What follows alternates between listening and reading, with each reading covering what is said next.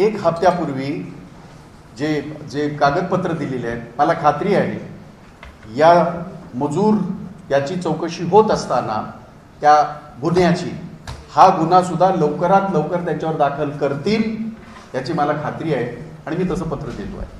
आपल्या मागच्या एका याच्यामध्ये पत्रकार परिषदेमध्ये याच्या मागच्याच प्रवीण दरेकर यांचा भ्रष्टाचार या बाबतीमध्ये मी पत्रकार परिषद घेतली होती. आपण सगळे साक्षीदार आहात. त्यानंतर प्रवीण दरेकरांचा एक ट्वीट मी पाहिलं. त्याच्यामध्ये त्यांनी असं म्हणाले की मी अब्रू नुकसान भरपाईचा दावा भाई जगताप यांच्यावर दाखल करणार आहे. म्हणून मी आज म्हटलं की चला आपल्यालाही सगळ्यांना सांगावं आणि त्यांनाही सांगावं, हिम्मत असेल तर दावा दाखल करा.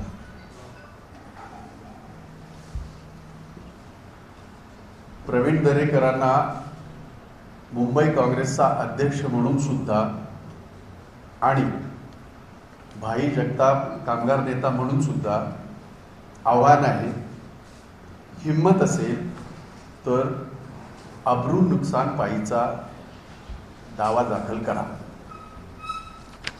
आज माझी माहिती अशी आहे की पोलीस स्टेशनमध्ये त्यांना स्टेटमेंटसाठी बोलवलेलं आहे आणि ते करत असताना अगदी एखादा हिरो जसा एखाद्या पोलीस स्टेशनमध्ये जातो तशा पद्धतीचं चित्र आपल्या इथे बाजूलाच असलेल्या रमाबाई पोलीस स्टेशनमध्ये पाहायला मिळतं.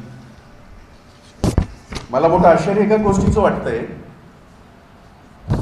की आतापर्यंत पोलिसांनी ज्या कारवाया करायला पाहिजे होत्या ते त्यांच्या काळात व्हायला पाहिजे होतं. 2014 ते 2019 या कालावधीमधला हा भ्रष्टाचार आहे. ज्या कालावधीमध्ये राज्याचे तत्कालीन मुख्यमंत्री देवेंद्र फडणवीस होते आणि पोलीस खातं म्हणजे गृह खातं हे त्यांच्याकडेच होतं. त्यांनी ते कायदेशीर त्यांच्यावर गुन्हा दाखल करायला पाहिजे होता, तो केला नाही. महाविकास आघाडीचं मी तेव्हाही स्वागत केलं, आताही करतो की कोरोना काळ असताना त्याच्यानंतर तात्काळ त्यांच्यावर तो गुन्हा दाखल झालेला आहे. परंतु त्याच्यामध्ये एक मेख अशी आहे जे मला आज तुम्हाला सगळ्यांना सांगायचं आहे. जो गुन्हा इथे दाखल आहे तो त्यांनी दिलेल्या प्रवीण दरेकरने दिलेला मजूर सोसायटीचा मजूर म्हणून जो त्यांनी उल्लेख केला होता किंवा मजूर असल्याचं जे सांगितलं होतं त्याबद्दल हा गुन्हा आहे. माझ्या सरकारला महाविकास आघाडी सरकारला आणखीन एक विनंती आहे. सहकार विभागाने या संपूर्ण घोटाळ्याचे कागदपत्र अगदी ऑडिट सहित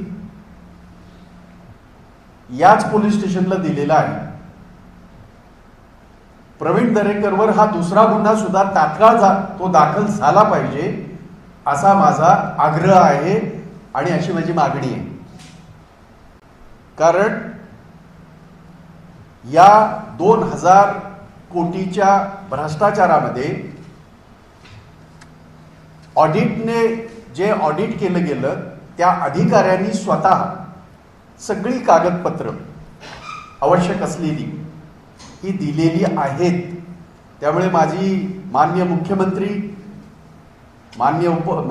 मुख्यमंत्री उद्धवजी ठाकरे, माननीय उपमुख्यमंत्री अजितदादा पवार, आमचे नेते बाळासाहेब थोरात, अशोकराव चव्हाण आणि गृहमंत्री सन्माननीय दिलीप वळसे पाटील यांना माझी विनंती आहे, मी तसं पत्रच लिहितोय की जे कागदपत्र रमाबाई पोलीस स्टेशनमध्ये सहकार विभागाने 2000 कोटीच्या भ्रष्टाचाराची कागदपत्र ऑडिट रिपोर्ट सहित दिलेली आहे, तो गुन्हा तात्काळ प्रवीण दरेकर यांच्यावर दुसरा गुन्हा दाखल करावा. आणि आता काही प्रश्न माझे प्रवीण दरेकरांना आहेत. पोलीस विचारतच असतील, पण एक मुंबईचा अध्यक्ष म्हणून आणि एक सुजाण नागरिक म्हणून माझ्या काही मनामध्ये प्रश्न आले. ते प्रश्न मी त्यांना विचारणार आहे आपल्या मार्फत. माझा पहिला प्रश्न असा आहे की आपल्या प्रतिज्ञा पत्रामध्ये मजूर सहकारी संस्थेची स्थापना कधी झाली आणि कोणी केली? कारण त्याच्याशिवाय मजूर तुम्ही कसे होऊ शकता? माझी पत्रकार मित्रांना विनंती आहे की मी तुमच्यासाठी ती प्रश्नावली तयार केली, मी देतो तुम्हाला सगळ्यांना. हे झाल्यावर मी तात्काळ देतो आपल्याला माहिती करता. नंबर 2, आपल्याला मजूर म्हणून प्रतिज्ञापत्र मजूर संस्थेत कधी सभासत्व देण्यात आलं? कारण तुम्हाला ती प्रतिज्ञा घ्यावी लागते तुम्ही मजूर असल्याचं त्या संस्थेमध्ये. ती कधी देण्यात आली हा माझा प्रश्न आहे. आणि त्याच्यात उपप्रश्न असे आहेत, आपण या सभा सदस्यत्वासाठी कोणती कागदपत्र सादर केली त्याची प्रत आम्हाला मिळाली तर बरं होईल. त्याशिवाय आपण आतापर्यंत किती मजुरी घेतली, चेकने घेतली, रोकडं घेतलं किंवा कसं काय करण्याची नोंद असतेच ना. मजूर आहे म्हणायला त्याचा पगार असेल, त्याने केलेल्या कामाचा मोबदला असेल, तो कशाने घेतला, रोकड्याने घेतला, चेकने घेतला, त्याची माहिती आम्हाला त्यांनी द्यावी. आपल्या मजूर सहकारी संस्थेत इतर किती व कोण मजदूर सभासद आहेत? कारण संस्था म्हणायच्या नंतर त्याच्यामध्ये अनेक मजूर असायला हवेत तर त्याला संस्था म्हणता येईल. तर ते कोण कोण आहेत त्याची माहिती सन्माननीय प्रवीण दरेकर यांनी मजूर प्रवीण दरेकर यांनी द्यावी. आपल्या मजदूर संस्थेची किती बँकेत खाती आहेत? मजूर संस्था अशी थोडी होते की नुसतं नाव दिलं की. किती खाती आहेत व ती खाती कोण हाताळतोय, कोण ते पाहतंय, हाही प्रश्न माझा त्यांना राहणार आहे. अशा प्रकारची 10-12 प्रश्न आहेत. मी आता सगळेच वाचून दाखवत नाही, मी तुम्हाला ते तुमच्या हातामध्ये ते मी देतो आणि ते कोणाला तरी देऊन त्यांच्यापर्यंत पोहोचवा. आणि हे प्रश्न विचारण्याचं कारण एकच आहे की विभागीय सहनिबंधक जे असतात त्यांना तो अधिकार आहे की एखादा मजूर किंवा मजूर संस्था पात्र अपात्र ठरवण्याची त्यांना अधिकार आहे. शेवटचा प्रश्न तो असा आहे माझा, मजूर म्हणून आपल्याला विभागीय सहनिबंधकांनी अपात्र केलं आहे का? आपण फसवणूक केली आहे त्याबद्दल काय म्हणणं आहे? कारण जर समजा ते मजूर म्हणून अपात्र असतील, त्यांची मजूर संस्था अपात्र असेल, तर त्यांना या मुंबई बँकेचे इलेक्शन लढवता येत नाहीत. हा कायदा आहे, हा सहकार कायदा आहे. आणि म्हणून त्यांना ते तर चेअरमन राहिले, आता तर ते डायरेक्टर आहेत. हे कसं काय? आणि म्हणून पोलिसांवर अशा पद्धतीने जर दबाव कोण आणण्याचा प्रयत्न करत असेल तो ज्याचा प्रश्न झाला. मी आपल्याला मागच्या वेळेला एक गोष्ट सांगितली होती, मी आता दर 7-8 दिवसाने ह्या बाकीच्या त्यांच्या ज्या काय करामती आहेत त्याच्यावर सुद्धा मी प्रकाश झोन टाकणार आहे. त्याचं सुद्धा मी आपल्याला सगळ्यांना मी विश्लेषण करणार आहे. कुणाला कशी कर्ज देण्यात आली, कर्जाचा व्याजाचा दर हा वेगळा वेगळा कसा असू शकतो मला काही कळलंच नाही. आणि ती सगळी माहिती मी गोळा केलेली आहे. आजचा तो विषय नसल्यामुळे मी त्याच्यावर फारसं बोलत नाही. पण एवढं मात्र नक्की, काही लोकांना कमी दरामध्ये कर्ज देण्यात आलं, काही लोकांची कर्ज माफ करण्यात आली. हे कसं काय? म्हणजे हे गरिबांचे पैसे, कष्टकऱ्यांचे पैसे, मजदुरांचे पैसे, तुम्हा आम्हा सर्वांच्या मुंबईकरांचे पैसे, हे काय मालक आहेत का?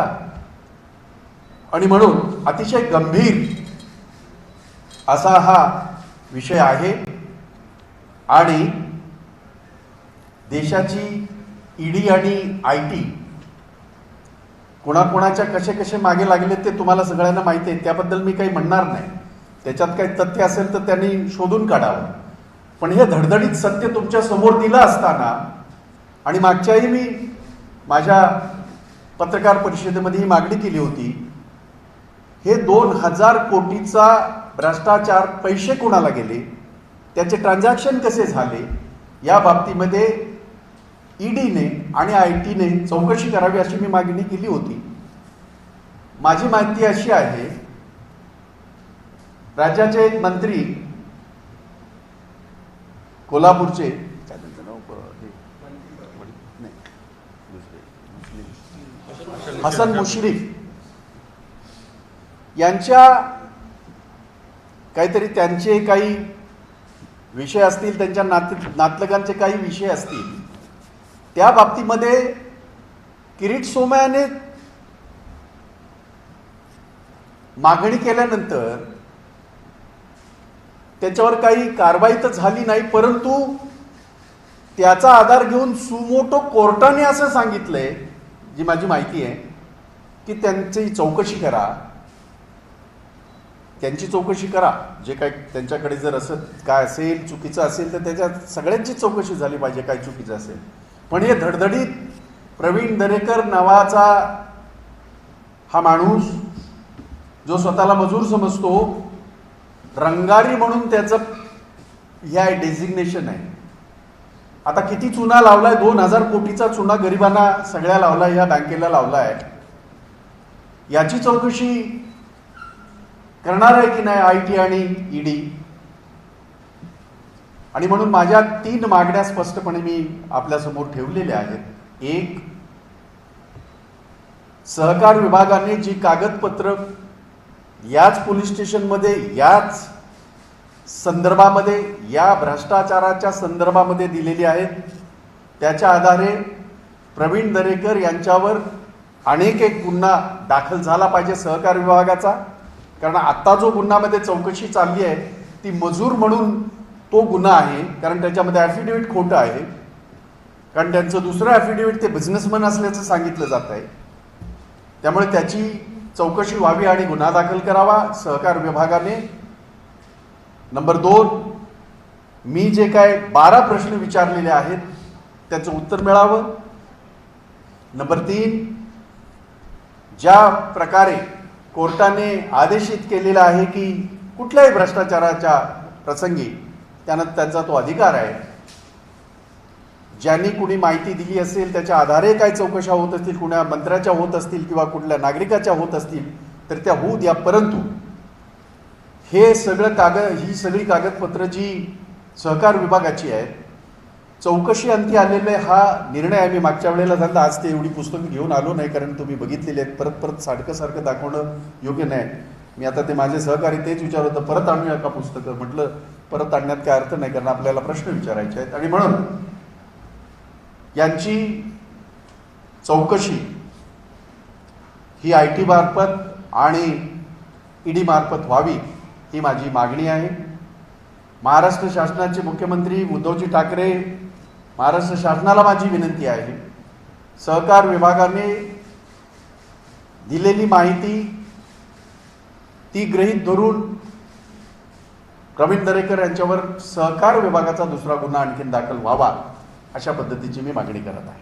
हिंदी में थोड़ा सा जी जी जी मैं देख रहा हूँ आपके चेहरे पे, तो थोड़ा पिछली बार मैंने इसी तरह एक प्रेस कॉन्फ्रेंस ली थी और उसमें विरोधी पक्ष नेता ऊपरी हाउस के सम्माननीय प्रवीण दरेकर जी के बारे में हमने आपको अवगत कराया था. और वो मेरी मनगढ़ंत कहानी नहीं थी.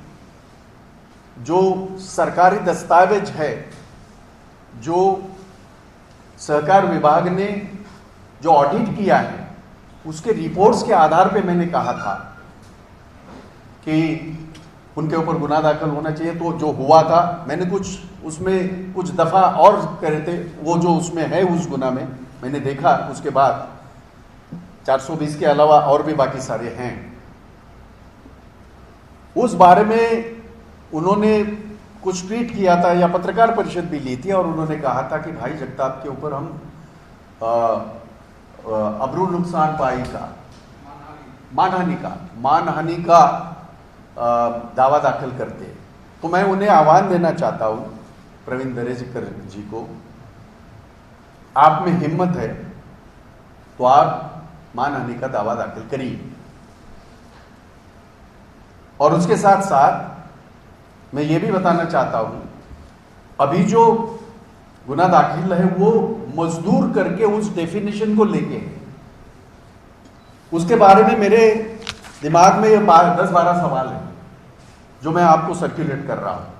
उसका सारा मैं ब्यौरा करूं उचित नहीं है, पर फिर भी कि आपने जो एफिडेविट फाइल किया था वो संस्था कब रजिस्टर्ड हुई, किसने की, आप मजदूर जिस संस्था में हैं आपको सदस्यत्व किसने दिया, आप अगर मजदूर है तो आपने अभी तक कितने काम किए, क्योंकि वो मजदूर संस्था तो काम के लिए होती है और वो भी कानून है हमारे यहाँ वो कानून है मजदूर संस्था के लिए 33%, बाकी के इसलिए 33%, ये कानून है। और ओपन बाकी बचा हुआ जो है वो ओपन में, ऐसा अपने यहाँ कानून है। तो ऐसा कितना काम किया मजदूर करके और मजदूर संस्था करके, और फिर वो जो काम किए उसमें जो आपको ये मिला, जो भी पैसे मिले वो आपने कैश लिए, चेक से लिए, उसका बैंक अकाउंट कौन कर रहा है, ये सारे सवाल मेरे पास है जो मैं उसको आपको ये दे दूंगा। मेरी मालूमात ये है कि ये सहनिबंधक जो होते हैं, जो डिप्टी हम रजिस्ट्रार कहते हैं, उन्होंने इनको अपात्र करके घोषित ऑलरेडी किया था, ऐसी मेरी मालूमात है। मैं आरोप नहीं कर रहा।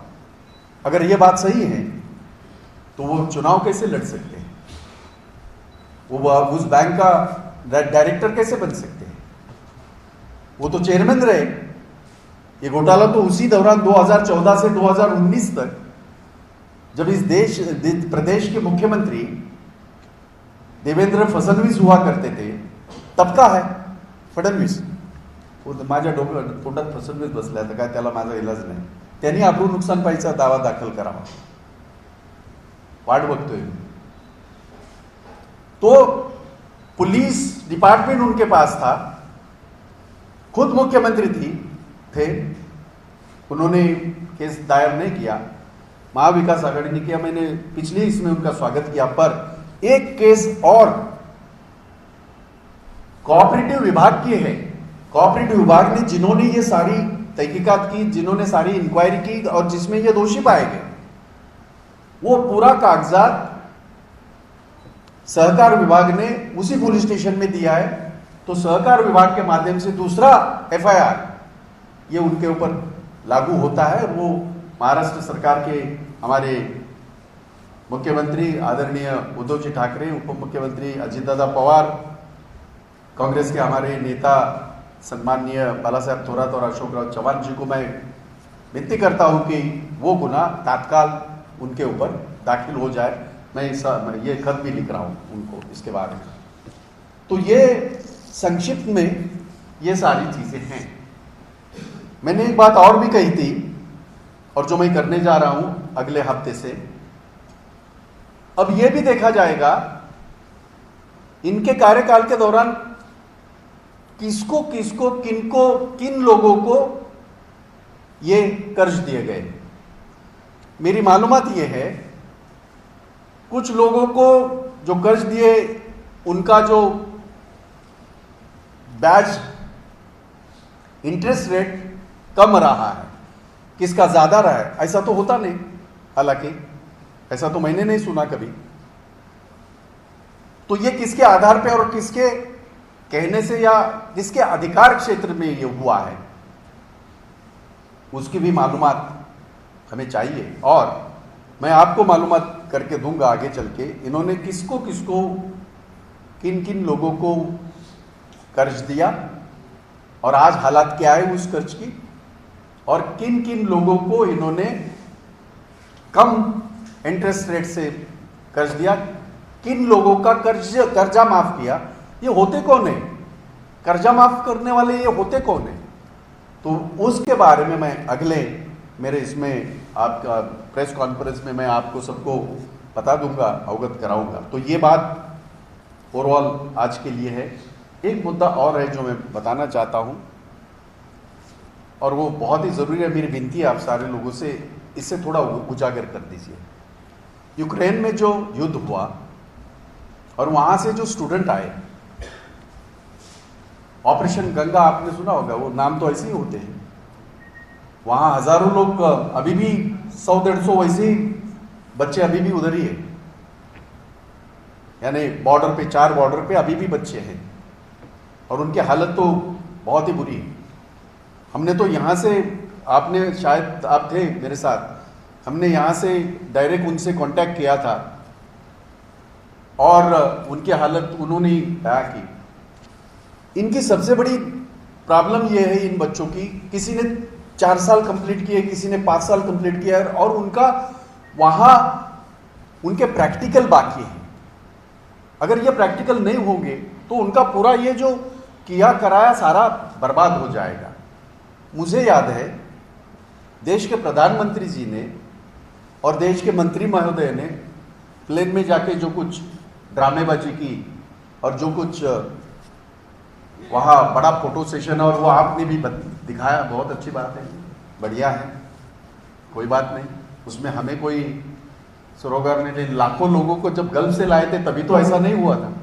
कांग्रेस के दौरान हमने लाखों लोगों को लाया, ना हमने इवेंट किया, ना हमने इस तरह का कोई काम किया, ना करना चाहते हैं, क्योंकि यह फर्ज बनता है, देश के सरकार का, प्रधानमंत्री जी का फर्ज बनता है।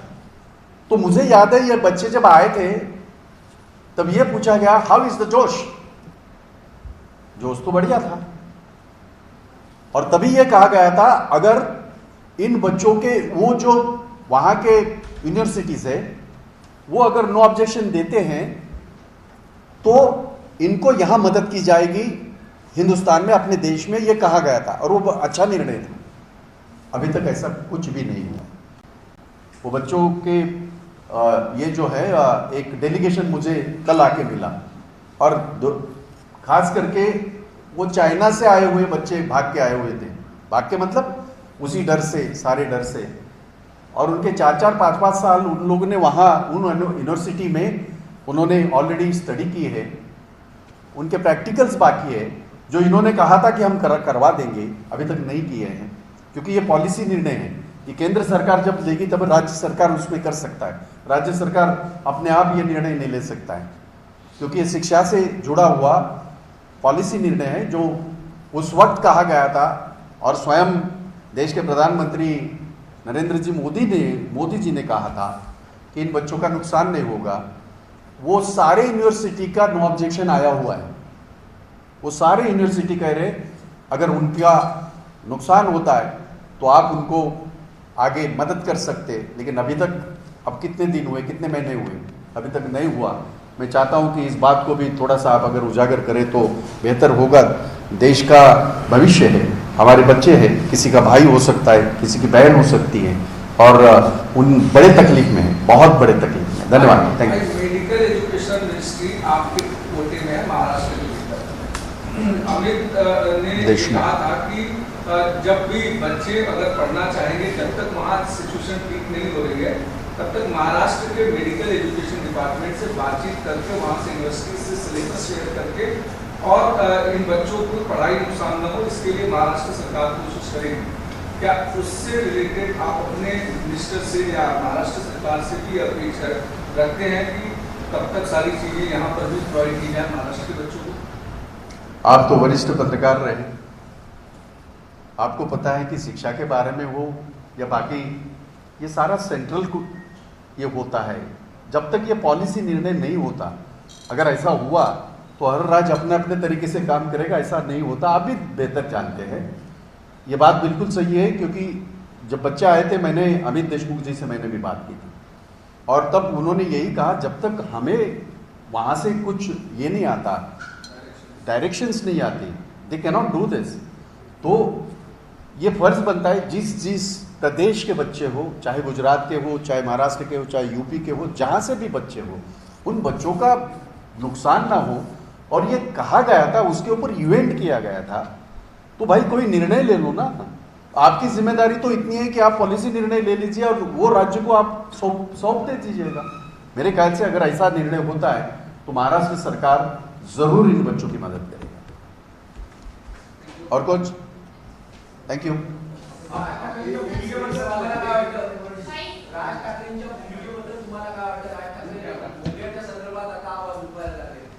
आज आपण फक्त मजुराच्या बाबतीत बोलूया. मजूर आमचा फार मोठा आहे, त्याने फार चुना लावलेला आहे. मला असं वाटतं की आपण बोलूया, भोगा तर बोंबलतच राहील, कधीतरी बोलू. कोण आहे मला नाही माहिती कोण कोण आहे. Mohit Kamboj is who is Mohit Kamboj? I don't know, मैं नहीं जानता. और कुछ ऑलरेडी आज भी हमारा आंदोलन चल रहा है. 31 तारीख से लेके आज तक हमारे फ्रंटल है, उन्होंने आंदोलन किया.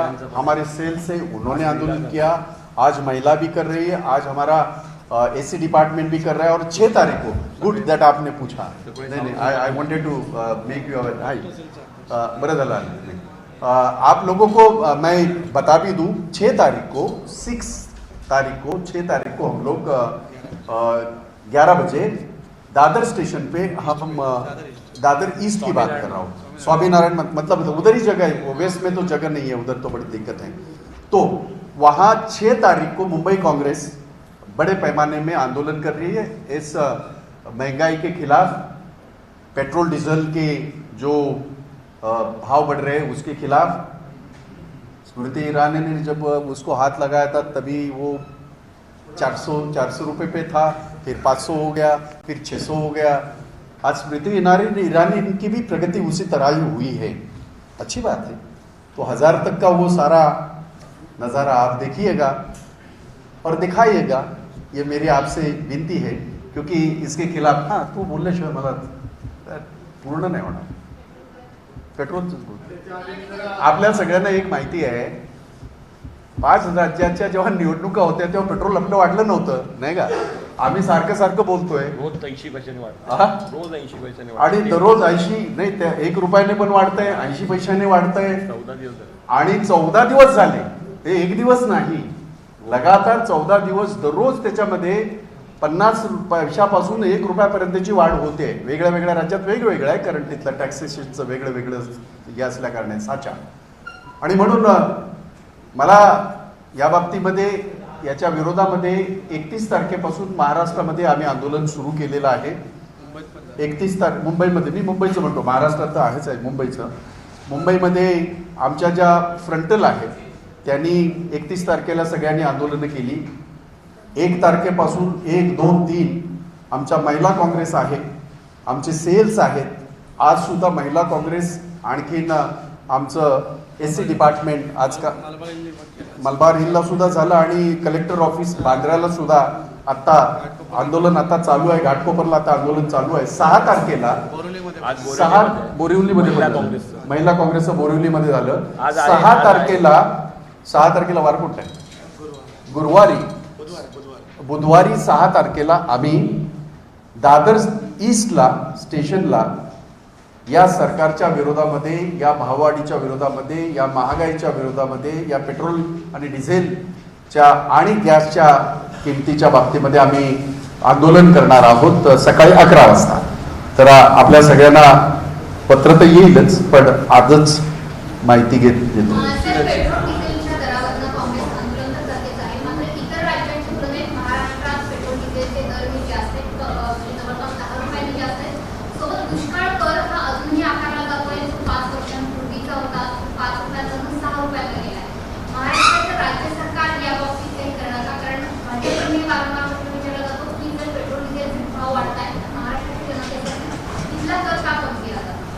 गेल्या 5 वर्षामध्ये किती कमी झाला होता?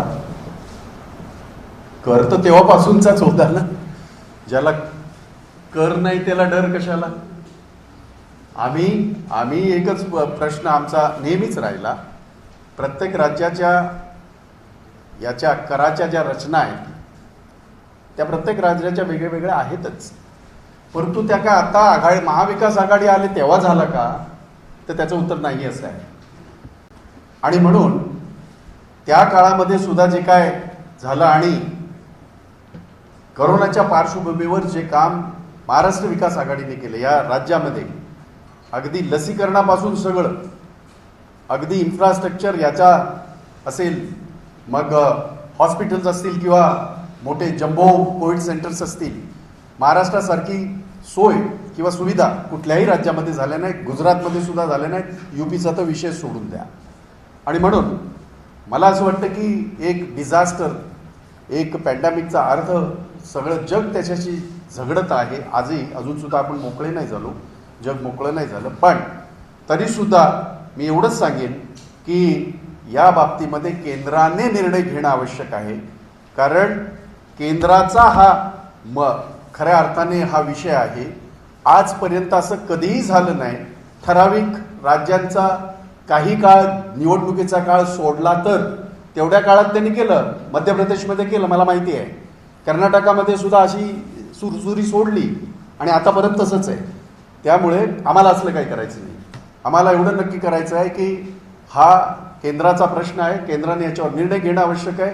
$140 जेव्हा बॅरल कच्चं तेल होतं तेव्हा सुद्धा UPA 2ने हे कंट्रोलमध्ये ठेवलं होतं, सर्वसामान्याला त्याची झळ पोचू नये म्हणून. आता काय बिघडलं? आता देशाची अर्थव्यवस्था, देशाचे पंतप्रधान जर सांगतात की ती रॉकेटच्या स्पीडने जाते, तर मग आता हे काय सगळं चाललंय? हा आमचा प्रश्न आहे. तर माझा प्रश्न दरेकरच्या पार्श्वभूमीवर आहे. प्रकरणामध्ये काँग्रेसने म्हणजे तुम्ही आणि नाना पटोलेंनी पत्र दिली होती, त्यांच्यावर ठोस कारवाई व्हायला पाहिजे असं म्हणते. राष्ट्रवादीकडून फारशी काही कारवाई होताना दिसत नाही. विधिमंडळात तर देवेंद्र फडणवीस सरळ म्हणाले होते की हे गृहमंत्री हतबल आहे.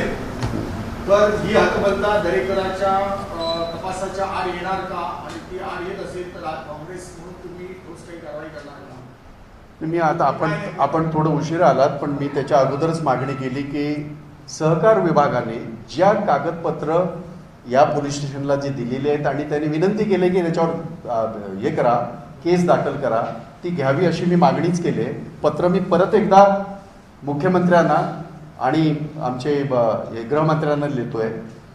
पण त्या विषयावर त्यांच्या देवेंद्र फडणवीसांचं जे वाक्य आहे हतबल, हा सगळा भ्रष्टाचार हा त्यांच्या काळातला आहे. 2014 ते 2019 हे मी म्हणत नाही, हे कागदपत्र सांगतंय आणि ऑडिटचा जो रिपोर्ट आहे त्यांनी सांगतोय. आणि त्या काळामध्ये पोलीस खातं देवेंद्र फडणवीसांकडेच होतं. मग तुम्ही हतबल होतात. या सरकारने निदान कणा दाखवला. मजूर सोसायटीच्या बाबतीमध्ये जो हा होता दावा होता, ती केस दाखल झाली. त्याच्या बाबतीमध्ये मी पत्रकार परिषद घेतली होती आणि त्याच्यामध्ये काही प्रश्न विचारले होते आणि काही कलमं ॲड करा असं सांगितली होती, जी केलेली आहे. आता माझी तीच मागणी आहे की सहकार विभागाने या सगळ्या ऑडिट रिपोर्टच्या बाबतीमध्ये, या भ्रष्टाचाराच्या बाबतीमध्ये जे कागदपत्र पुरवलेले आहेत त्याच्या आधारावर प्रवीण दरेकर यांच्यावर दुसरा गुन्हा हा घेतला पाहिजे, घ्यायला हवा. आणि तसं पत्र मी सरकारला, मुख्यमंत्र्यांना देतो. गृहमंत्री काय मूर्त शब्द आहेत का? नाही, आता हे त्यांनाच विचार. मी गृहमंत्री नाही. असं नाही आहे, तुम्ही सरकारमधला भाग आघाडी आहे. हा एवढा दिरंगाई का? म्हणजे सहकार विभागही राष्ट्रवादीकडे आहे, गृह खातेही राष्ट्रवादीकडे आहे. सहकार विभागाने गुन्हा तक्रार दाखल करून आठवडा उठला, गृहमंत्र्यांना अजूनही वेळ मिळत नाही. पोलीस, मला असं वाटतं की आज जर आपण बघितलं, आज सकाळपासून ते विरोधी पक्षनेते हा बोगस मजूर प्रकरणामध्ये, पण आपण पाहिलं असेल एखादा हिरो जसा जातो ना तसा अगदी त्या थाटामध्ये एक मजूर, डुप्लिकेट मजूर, ज्याने 2000 कोटीचा चुना लावलाय या बँकेला आणि त्याचे समर्थक तिकडे. म्हणजे हे जर मुंबईमध्ये आणि महाराष्ट्रात हे कधीही घडलं नव्हतं. या मुंबई पोलिसांचा लौकिक हा जगभरामध्ये होता. आज जे काय चाललंय हे किती चांगलं आहे आपणच लिहा त्या बाबतीमध्ये. मी त्याच्यात काय बोलणं नाही, आज अजिबात नाही. कारण आपण म्हणाला त्याप्रमाणे ही गोष्ट खरी आहे की 1 हप्त्यापूर्वी जे कागदपत्र दिलेले आहेत, मला खात्री आहे या मजूर याची चौकशी होत असताना त्या गुन्ह्याची, हा गुन्हा सुद्धा लवकरात लवकर त्यांच्यावर दाखल करतील याची मला खात्री आहे आणि मी तसं पत्र देतो आहे. एबीपी माझा, उघडा डोळे बघा नीट.